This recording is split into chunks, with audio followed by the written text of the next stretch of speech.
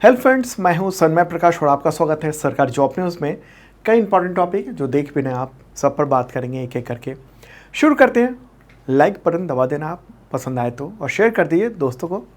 तो पहला क्वेश्चन, एक ही बार में सबसे ज़्यादा कितने उत्पादों को भौगोलिक संकेतक यानी जीआई टैग मार्च 2024 में प्रदान किया गया है? आंसर होगा 60 से ज़्यादा। और ये न्यूज़ देख रहे हैं आप, 60 से ज़्यादा एक ही बार में, ऐसा पहली बार किया गया है। और द हिंदू में ये बताया गया है कि जो जीआई टैग रजिस्ट्री है उसके सीनियर ऑफिसर का कहना है कि इतनी बड़ी संख्या में जीआई टैग पहली बार प्रदान किए गए हैं। ठीक है, तो अलग अलग राज्य हैं, कई राज्य हैं, उन सब ने अपनी तरफ से डिमांड की थी कि उनके प्रोडक्ट को जीआई टैग मिले, तो ये दिया गया है। ठीक है, तो टोटल 60 के नाम सार्वजनिक नहीं किए गए हैं, अभी तक उपलब्ध नहीं है। द हिंदू ने भी कुछ ही नाम अपने अखबार में प्रकाशित किए हैं, और मैंने जो जीआई टैग के जो ऑफिशियल वेबसाइट है वहाँ भी देखने की कोशिश की, लेकिन वो 4 महीने पुराने अपडेट है, वहाँ पर नया अपडेट कोई भी नहीं दिया गया है। ठीक है, तो ये जो प्रोडक्ट देख रहे हैं वो ये सब जीआई टैग प्रदान किया गया है। तो असम के 6 पारंपरिक शिल्प हैं इसमें शामिल, जैसे बिहू ढोल है, अशरीकांडी टेराकोटा शिल्प है, पानी मेटका शिल्प है, सरथोबारी धातु शिल्प है, जापी यानी ग्रामीण असम की बांस की टोपी है वो है, ओके, और मशिंग हथकरघा उत्पाद है। तो ये जो है वो पारंपरिक शिल्प हो गए। इसके अलावा 13 अन्य उत्पादों को भी वहाँ पर जीआई टैग प्रदान किया गया है, और उनमें बोडो दो खोना ये हो गया, बोडो इरी रेशम, बोडो जुमगरा, बोडो गमसा, बोडो थोरखा, बोडो सिफंग। तो ये सब जो हैं वो वहाँ के हैं। ठीक है, 6 और 13 टोटल इस तरह से जीआई टैग प्रदान किए गए। कुछ त्रिपुरा के भी हैं, जिसमें पचरा रिंगनाई जो विशेष अवसरों पर पहने जाने वाली एक पारंपरिक पोशाक है। इसके अलावा माताबारी पेड़ा एक मिठाई है वो है। मेघालय का भी, जैसे गोरो टेक्सटाइल बुनाई है, मेघालय लिर नई पॉटरी है, मेघालय चुबिच्ची है। ठीक है, तो इन सबको जीआई टैग प्रदान किया गया है। जो टोटल अगर हम बात करेंगे तो 60 से ज़्यादा हैं, मार्च के लास्ट में ये लगभग प्रदान किए गए हैं। और अगर सवाल हो कि अब तक कितने प्रदान कर दिए जा चुके हैं, टोटल जीआई टैग अब तक कितने दिए जा चुके हैं, तो उसकी टोटल जो संख्या हो गई है 635 हो गई है। 635 इतने जीआई टैग, इतने प्रोडक्ट को जीआई टैग अब तक प्रदान कर दिया जा चुका है। और देश में पहला जो जीआई टैग दिया गया था 2 दशक पहले, प्रसिद्ध दार्जिलिंग चाय को दिया गया था पहली बार। ठीक है, जीआई टैग कौन प्रदान करता है? तो मिनिस्ट्री ऑफ कॉमर्स के अंतर्गत आने वाला department of industry promotion and internal trade है, उसकी ओर से जीआई टैग दिया जाता है। किसी भी प्रोडक्ट के लिए जीआई टैग प्रदान करने के लिए चेन्नई में स्थित जीआई डेटाबेस है, वहाँ पर अप्लाई करना होता है। और ये इंटेलेक्चुअल प्रॉपर्टी राइट के अंदर है, जो कि पूरे देश में सिर्फ चेन्नई में ही रजिस्टर होता है। ठीक है, जीआई टैग का मतलब क्या हुआ? मतलब होगा जियोग्राफिकल इंडिकेशन यानी भौगोलिक संकेत।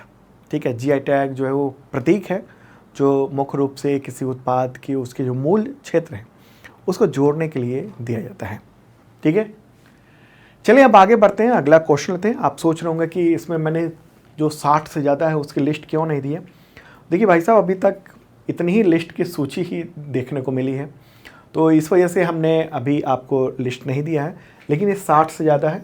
जब भी ऑफिशियल वेबसाइट पर या फिर न्यूज़पेपर में इसके बारे में जानकारी होगी तब मैं आपको फुल अपडेट दे दूँगा, पूरी लिस्ट भी दे दूँगा। ठीक है, अभी तक बस जितनी जानकारी है उतनी मैं आपको पहुँचा रहा हूँ। चाहे कोई भी अखबार हो, द हिंदू, इंडियन एक्सप्रेस, तमाम अखबार, किसी ने भी पूरे 60 से ज़्यादा जो हैं उसकी लिस्ट अभी जारी नहीं की है, क्योंकि उनको भी नहीं पता है। और बस जीआई जो टैग रजिस्ट्री ऑफिस है चेन्नई में, उसने बस इन्फॉर्मेशन जारी कर दी है कि भाई इतने दे दी गई। ये न्यूज़ भी देख रहे हैं आप, चेन्नई से जारी हुई खबर द हिंदू में भी। ठीक है, चलिए अब आगे बढ़ते हैं, अगला क्वेश्चन लेते हैं। ताइवान में पिछले 25 वर्ष का सबसे शक्तिशाली भूकंप 3 अप्रैल को आया है, तो इसकी तीव्रता कितनी थी? आंसर का 7.5 रिक्टर स्केल का। कितना है? 7.5 रिक्टर स्केल का। और ये न्यूज़ देख रहे हैं आप, 3 अप्रैल को भूकंप आया और इतना ही नहीं, 24 घंटे में 201 आफ्टर शॉक भी आए। मतलब आफ्टर शॉक किसको कहते हैं? भूकंप के बाद जो झटके आते हैं उसको आफ्टर शॉक कहते हैं। कहाँ है ताइवान? ये तो प्यारा भारत है। और ताइवान की ओर चलते हैं। यहाँ पर जो देख रहे हैं आप, ब्लिंक कर रहा है, ये है ताइवान। ठीक है, तो यहाँ पर 3 अप्रैल को 7.5 रिक्टर स्केल का भूकंप आया और उसके बाद 24 घंटे के अंदर में 201 बार आफ्टर शॉक आए, यानी 201 बार भी भूकंप आया और इसकी तीव्रता 5 से ज़्यादा थी उस समय। और भूकंप से 100 से ज़्यादा इमारतें, कई सड़कें, पुल, टनल, इन सबको नुकसान हुआ है। लेकिन लोगों की मौत केवल 9 हुई है, अभी तक रिकॉर्ड किया गया है। 50 से ज़्यादा लोग लापता बताए जा रहे हैं, इसमें 2 भारतीय भी हैं। और ताइवान में जो भूकंप आया वो उसका झटका जापान और फिलीपींस वहाँ भी महसूस किया गया। लेकिन एक चीज़ आप गौर कीजिएगा, मेरे बगल में जो फोटोग्राफ देख रहे हैं कि ये बिल्डिंग है और ये झुक गई है, गिरी नहीं है। यही भूकंप 7.5 रिक्टर स्केल का अगर किसी दूसरे देश में आया होता ना, वहाँ तबाही मच गई होती। लेकिन जैसे इससे पहले जापान में भी आया था, बहुत भयानक भूकंप था। और अभी कुछ वक्त पहले जनवरी के आसपास की बात करूं, और अभी अप्रैल में हम लोग देख रहे हैं कि ताइवान में भूकंप आया है। दोनों आस ही पास में हैं। अभी हम आगे और मैं मैप के ज़रिए भी बताएंगे आपको। तो क्यों नहीं गिरा? क्योंकि वहाँ ये जो है ना, वो ऐसे इलाके में है जहाँ पर भूकंप काफ़ी आ सकते हैं। और ये इस तरह का कंस्ट्रक्शन बनाया गया है कि ये झुक जाए लेकिन गिरे नहीं। ठीक है, इसकी जो चीज़ें हैं वो इतनी मजबूत इसकी बाइंडिंग की गई है, चीज़ें, मटेरियल लगाया गया और नीचे ना टेफ्लॉन प्लेटें लगाई जाती हैं ताकि अगर भूकंप होता है तो शॉक को वो ऑब्जर्व कर सके और बिल्डिंग को बहुत ज़्यादा नुकसान ना हो। इसी वजह से हम देख रहे हैं कि मात्र 9 लोगों की मौत हुई है। इतने रिक्टर स्केल के भूकंप में तो हज़ारों के लोगों की मौत हो जाती है। ठीक है, ताइवान की बात कर रहे हैं, उसकी राजधानी क्या है? ताइपे। वहाँ के राष्ट्रपति है त्साई इंग वेन। मुद्रा है न्यू ताइवान डॉलर। अगला क्वेश्चन इससे रिलेटेड है जो काफ़ी चर्चा में है। ताइवान में शक्तिशाली भूकंप आने के बाद रिंग ऑफ फायर की चर्चा हो रही है। तो ये क्या है रिंग ऑफ फायर? आंसर का इसका प्रशांत महासागर क्षेत्र में ज्वालामुखियों और भूकंपीय रूप से सक्रिय स्थलों की श्रृंखला। ठीक है, तो न्यूज़ देख रहे हैं इंडियन एक्सप्रेस में और तमाम अखबारों ने भी इसको प्रकाशित किया है। Massive earthquake hits Taiwan, what is the ring of fire? तो ये एक इम्पॉर्टेंट मुद्दा है। रिंग ऑफ फायर क्या है? ये आप मैप देख रहे हैं। मैप में क्या है? इधर ऑस्ट्रेलिया हो गया, ये प्रशांत महासागर है, इधर ये चाइना कह दीजिए इधर, और ये जो है ना वो अमेरिका है। इधर ये अमेरिका हो गया यहाँ तक का। ठीक है, यहाँ से आप यहाँ तक देख लीजिए, ये अमेरिका हो गया, ये कनाडा हो गया इधर ये अमेरिका का हिस्सा हो गया, ये अन्य देश हो गया। ठीक है, और तो ये जो रेड कलर में आप देख रहे हैं, रेड कहिए या ऑरेंज कलर में, ये है रिंग ऑफ फायर। ठीक है, मुख्य रूप से ये सैकड़ों ज्वालामुखियों, भूकंप स्थलों की एक श्रृंखला है जो प्रशांत महासागर के साथ चलती है और ये घोड़े की नाल जैसी देखने में लगती है। लगभग 40,250 किलोमीटर में ये फैला हुआ है। और रिंग ऑफ फायर ऐसा इलाका है जहाँ पर बहुत सारी प्लेटें, टेक्टोनिक प्लेट जो होती है ना, वो वहाँ पर हैं। जैसे यूरेशियन प्लेट, उत्तरी अमेरिकी प्लेट, जुआन डे फुका, कोस, Caribbean, Nazca, Antarctica, Indian plate, Australian plate, Philippine plate, और भी बहुत सारी जो प्लेट्स हैं देख भी रहे हैं। यहाँ पर ये एक प्लेट है, इधर है। तो ये आपस में टकराती है और ये खिसकती है और आपस में इतना टक्कर होती है कि इससे भूकंप आता है। ठीक है, और वोल्केनो भी फटते हैं। तो ये सब जो इलाका है यहाँ पर ख़ास तौर पे, और ये तो हम ये देख रहे हैं कि ये जो ताइवान है ना वो यहाँ पर है। तो ये रिंग ऑफ फायर के पास में ही है, या कहें मतलब उसे सटता हुआ ही लगभग है। और तो सबसे ज़्यादा यहीं पर जो भूकंपीय गतिविधियाँ होती हैं वो सब होती है। दुनिया में जो 90% भूकंप आते हैं वो इसी रिंग ऑफ फायर क्षेत्र में आते हैं। 40,000 से ज़्यादा किलोमीटर में फैला हुआ है और जितने भी सक्रिय दुनिया में ज्वालामुखी है ना, वोल्केनो है, उनमें से 75% वो इसी ऑरेंज रेंज में आप देख रहे हैं यहाँ पर है। इस क्षेत्र में मूलतः 15 देश हैं, जैसे जापान, रूस, Philippines, Indonesia, New Zealand, Antarctica, Canada, America, Mexico, Guatemala, Costa Rica, Peru, Ecuador, Chile, Bolivia, ये सब रिंग ऑफ फायर के जद में है। तो अंटार्कटिका देश तो नहीं कहेंगे लेकिन कॉन्टिनेंट कह दीजिए, तो वो है। और इसमें ये चाइना और या कहें ये इधर ताइवान, चाइना ये रहा और ताइवान ये है, ताइवान के पास से ही ये गुजरता है। तो इसलिए ये भूकंप इस बार जो है ना वो काफ़ी देखने को मिला है।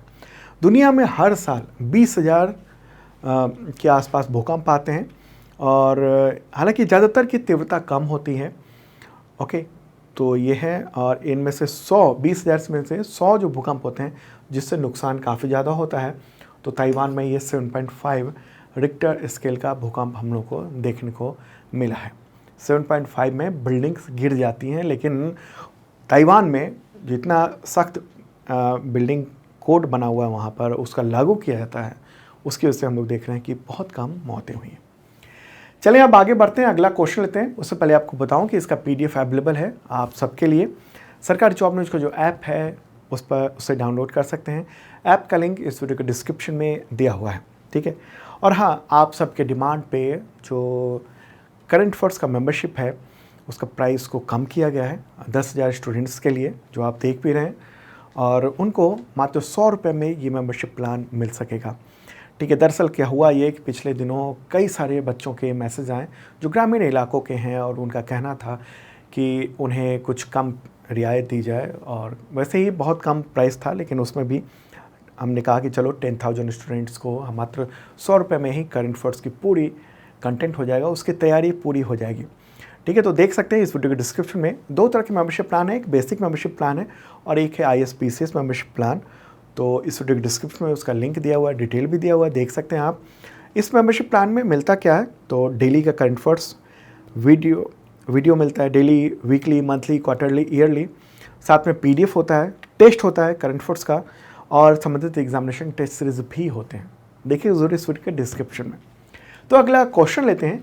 वर्ल्ड इनइक्वालिटी लैब की रिपोर्ट के मुताबिक वर्ष 2022-23 में भारत के सबसे अमीर 1% लोगों के पास राष्ट्रीय आय का कितना प्रतिशत हिस्सा है, जो नेशनल इनकम है उसका कितना प्रतिशत हिस्सा है। आंसर 22.6%। पिछले एक सदी में सबसे ज़्यादा है 1%, मतलब ये संपत्ति कुछ ही लोगों के पास, 1% के पास बहुत तेज़ी से आ रही है। अगला क्वेश्चन इससे रिलेटेड है, उस पर भी ध्यान दीजिएगा, फिर डिटेल बताएंगे आपको, ठीक है। तो ये न्यूज़ तो देख ही रहे हैं आप कि 1% इंडियन के पास जो है वो कितना है, ठीक है। चलिए आगे बढ़ते हैं और अगला क्वेश्चन लेते हैं हम। वर्ल्ड इनइक्वालिटी लैब द्वारा मार्च 2024 में जारी रिपोर्ट के अनुसार वर्ष 2022-23 में भारत के सबसे अमीर 1% लोगों के पास देश की कुल कितनी संपत्ति है, मतलब टोटल जो देश की संपत्ति है उसका कितना प्रतिशत हिस्सा है। पिछले क्वेश्चन और इस क्वेश्चन में फ़र्क है। फ़र्क क्या है, पिछला जो क्वेश्चन था वो राष्ट्रीय आय का कितना प्रतिशत था, मतलब उनको कितना इनकम हो रही है वो था, ठीक है, 1% लोगों को। और यहाँ क्या हो रही है, सबसे अमीर 1% लोगों के पास कितनी संपत्ति है, टोटल जो संपत्ति है भारत में उसका होगा 40%।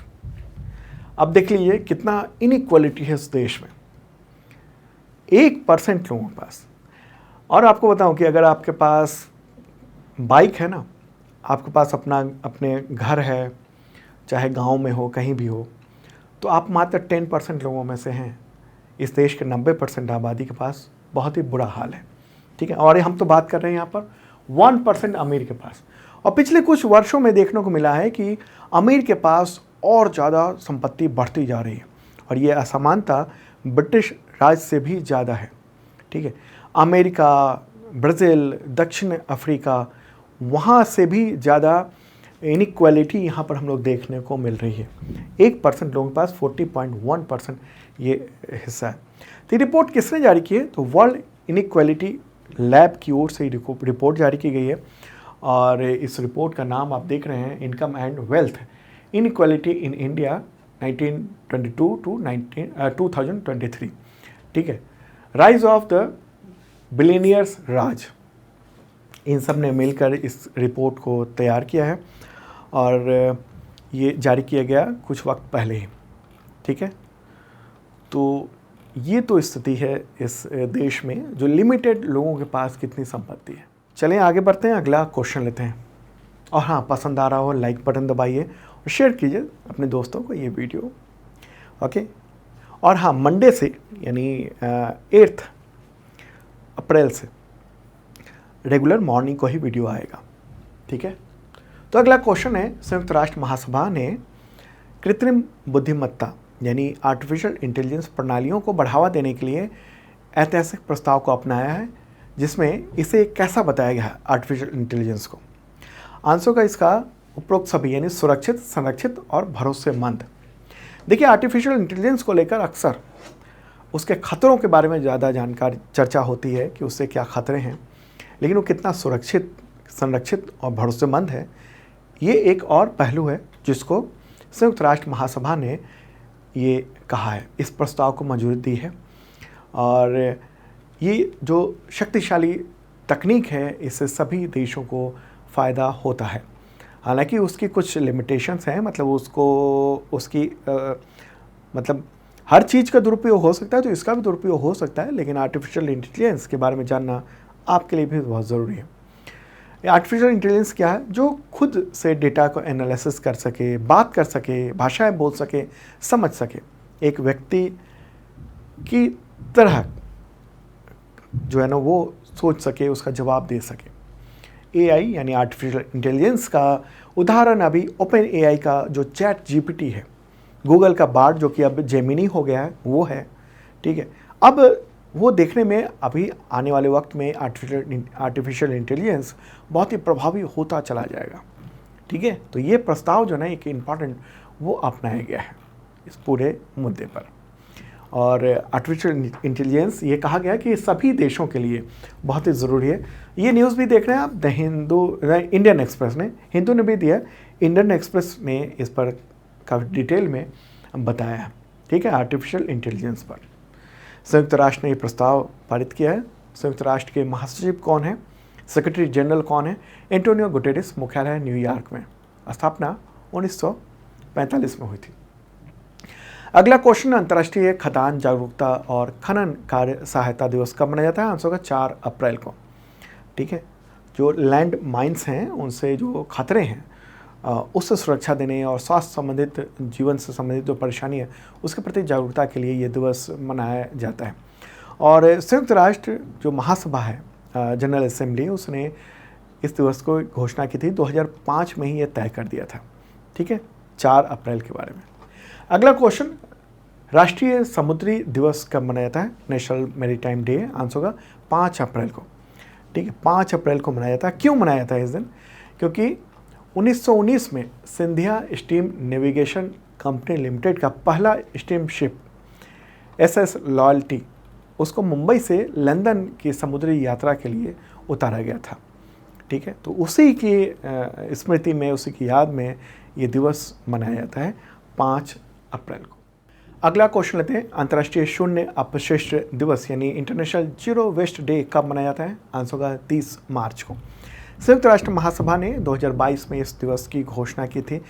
कूड़े कचरे से जो नुकसान है मानव स्वास्थ्य को, अर्थव्यवस्था को, पर्यावरण को, तो उसके प्रति लोगों को जागरूक करने के लिए कि जो अपशिष्ट है यानी जो कचरा है वो हम ज़्यादा पैदा ना करें, फैलाएं ना, और उसका प्रबंधन बेहतरीन ढंग से हम करें। ठीक है, अगला क्वेश्चन लेते हैं, कौन सा अरब देश पहली बार मिस यूनिवर्स 2024 प्रतियोगिता में भाग ले रहा है? आंसर होगा सऊदी अरब। इनमें से क्या आंसर होगा? सऊदी अरब। देखिए, बहरीन ने पहली बार भाग लिया था, लेकिन इस बार की बात हो रही है क्वेश्चन में, तो ये है सऊदी अरब। ठीक है, सऊदी अरब। तो उसकी जो मॉडल है उनका नाम है रूमी अलका